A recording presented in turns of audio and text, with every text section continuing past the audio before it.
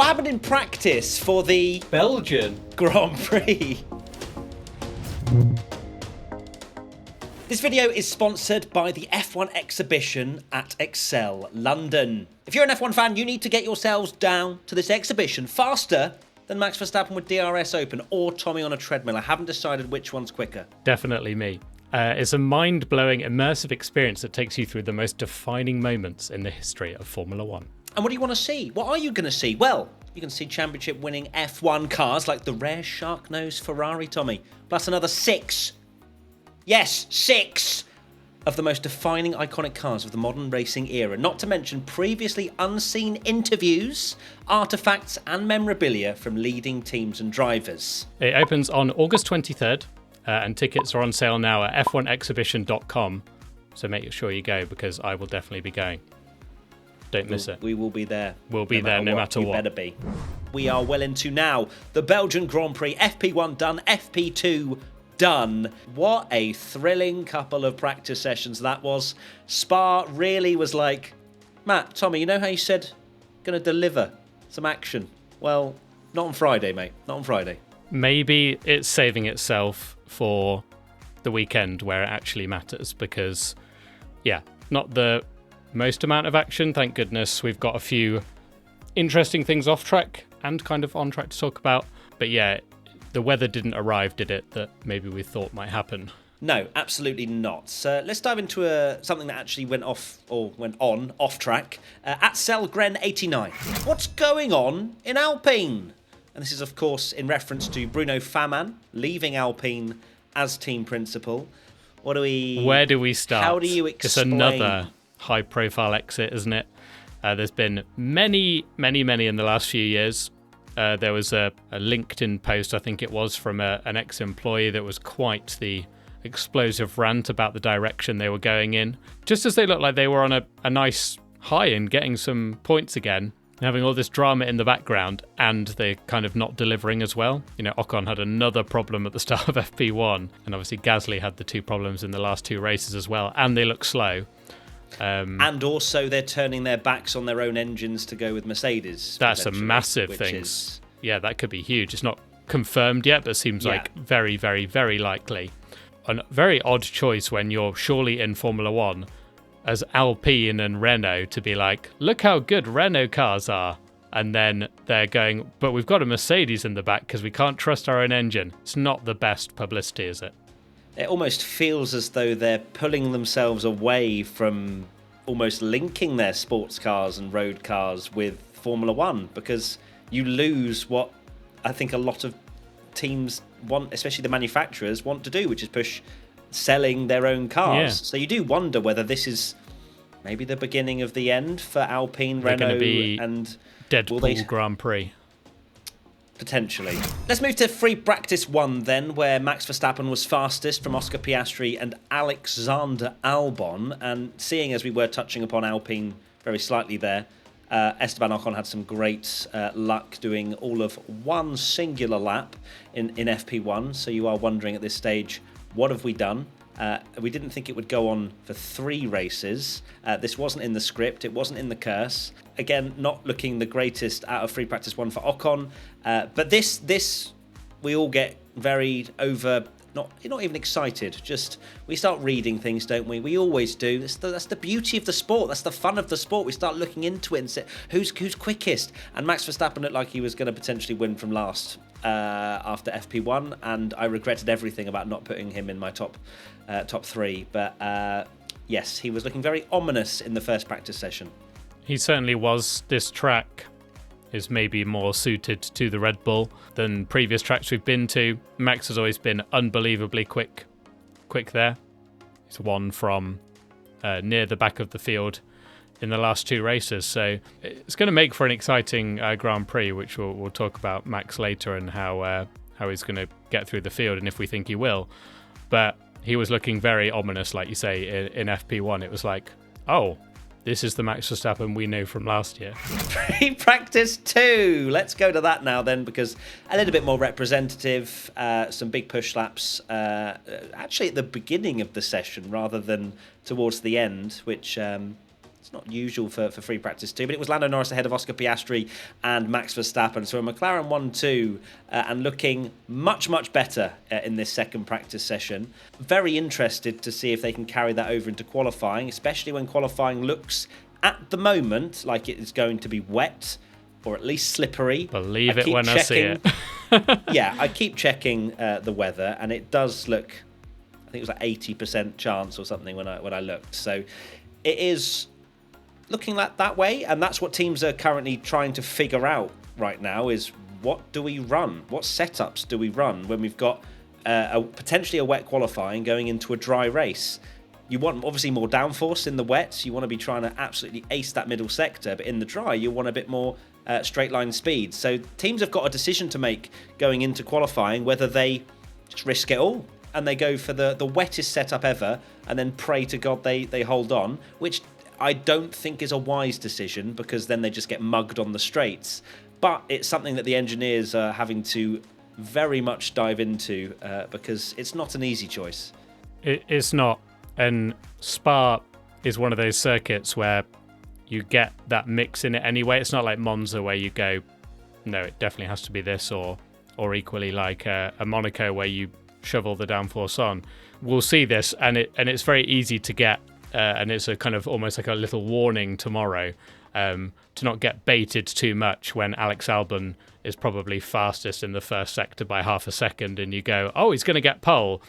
No, it's just the way they set up the cars and the fact that you can run such a skinny wing and you might be amazing in the first sector and then you just try and survive for the rest of it. Certainly. Let's go to the first question from Nick02662742. McLaren can't mess up this 1-2. No?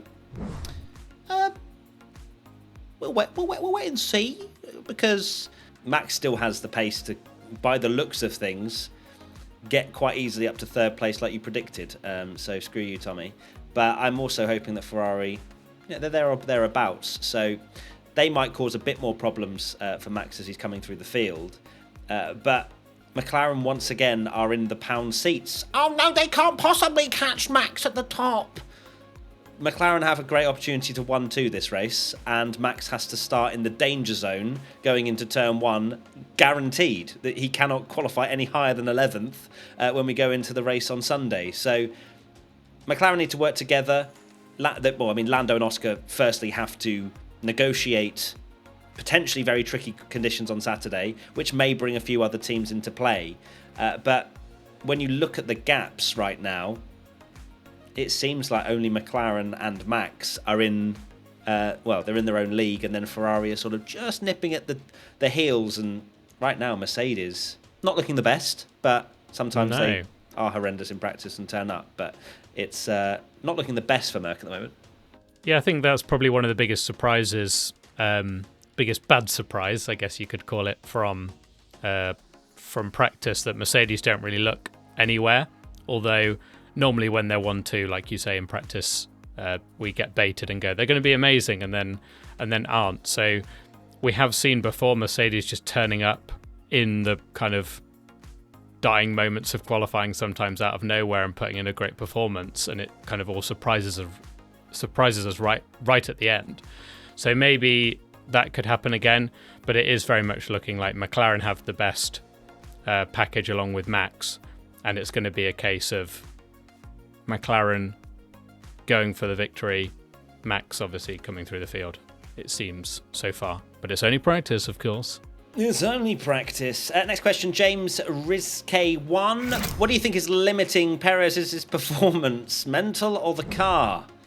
Well, that's when you know it's been a dreadful couple of practices in terms of entertainment when we are going back to Perez. But when you look at both of his performances in FP1 and FP2, he only just about got within a second in free practice 1, and he was 1.2 seconds off in FP2. I think the one saving grace for him is that if he manages to claw just 2 or 3 tenths back of this over 1 second deficit that he currently has, he may well save his own blushes and qualify in sort of P6, because it does look like there is a big gap between the top teams and the rest of the field. Back to the question, look, I think it's both. I don't think you can say it's one or the other.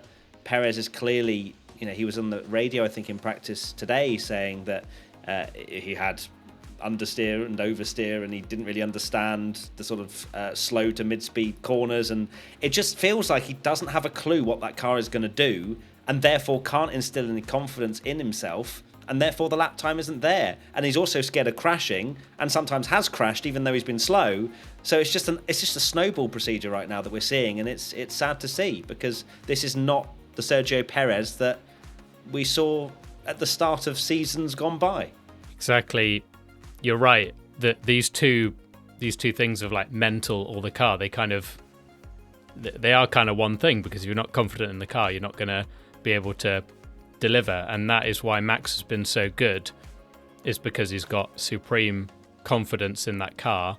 There was a radio message right at the start of FP1 that they definitely knew what they were doing when they played it out, where Perez said he was struggling in the corners, and they said what corners, and he said all of them, or something along those lines, where it's like high speed, low speed, everything. He is just struggling everywhere, it seems, at the moment. Right, let's move on. Next question. V1 Patreon member Lumixion. With Verstappen and, more importantly, Tsunoda having grid penalties, is the ball firmly in Ricciardo's court? No, I don't think you can really say, just because Tsunoda has a 60-place grid penalty, that now it's up to Daniel Ricciardo. Can he do something in this one Grand Prix where Verstappen and Tsunoda are on the back foot? It's not as knee-jerk as that. We know that Formula One teams take a lot more into account than, Tsunoda's got a penalty, therefore he's no longer in the running. I think RB don't look that great this weekend so far anyway, so I'm not sure if there'll be much to write home about for them. They looked like they were trying very much a very fast car in the first and third sector, but then lost about 3 days in the middle sector. So 14th and 20th in FP2 for RB. What can Daniel Ricciardo really do if they don't improve from there? It is funny how Ricciardo does seem like the red hot favourite now to take that place. I think it's all going to come down to if he has, if Perez still under delivers and Ricciardo has a really, really good race and maybe finishes like 8th or 9th, then that would pile a lot of pressure when essentially you go into the summer break where Red Bull have made those decisions before, and that whole narrative will like spark up again about Daniel Ricciardo if he has a good race. I personally don't see it happening now that they'll swap. Final question comes in from Gavin Curley 90. Can Max win with a 10-place grid penalty? Yes. I think you'd be very silly and naive to say no, just because Max might start 11th, 12th, 13th. Is he the favourite? I would say no. I think McLaren have got a fantastic opportunity to win this, get a 1-2. They've got the pace. Max will lose, I don't know, let's estimate 10, 15 seconds. Depends how quickly he gets through the rest of the field. Will he have loads of downforce in the middle sector like he was showing today, and therefore overtaking might be slightly more difficult for him with the use of DRS? Who knows? But my thoughts are, yes, he can, but I think McLaren would have to do another one of their disaster classes. I think he definitely can, for sure. DRS will be, it's not as long. The Red Bull won't be as quick, but I still think he'll breeze past a lot of the cars towards the start.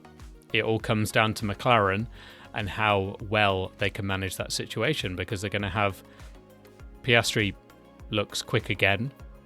Even if Lando's on pole by half a second, sometimes you don't want to be on pole at Spa because you get an amazing run up the hill. It's going to basically be how McLaren manage their race. They've got Oscar ahead again. Are they going to start messing about? Are they going to, if Lando's quicker, will they let him through? There's a lot of questions to still be asked, but it all comes down to if McLaren are not going to be naive and think the Max is out of it. I don't think they will for a second, but they need to. They basically can't be like, oh, we've got Max is kind of out the way and we'll be fine. They need to still make, big, bold strategy decisions, because Max will be, like a shark, like the shark meme coming to get them, basically, I think. Okay, that pretty much wraps up Friday practice. Sorry there wasn't a huge amount to reflect on, but that's just what today brought. Spa, you better be picking up your game for Saturday and Sunday, I'll tell you that for free. But with a wet qualifying, fingers crossed it'll make for some exciting action. Thanks so much, everybody. Take care. See you tomorrow. We'll be live on Twitch. Well, I will be. Tommy is gallivanting around the world again. And we'll see you soon. Bye! Bye.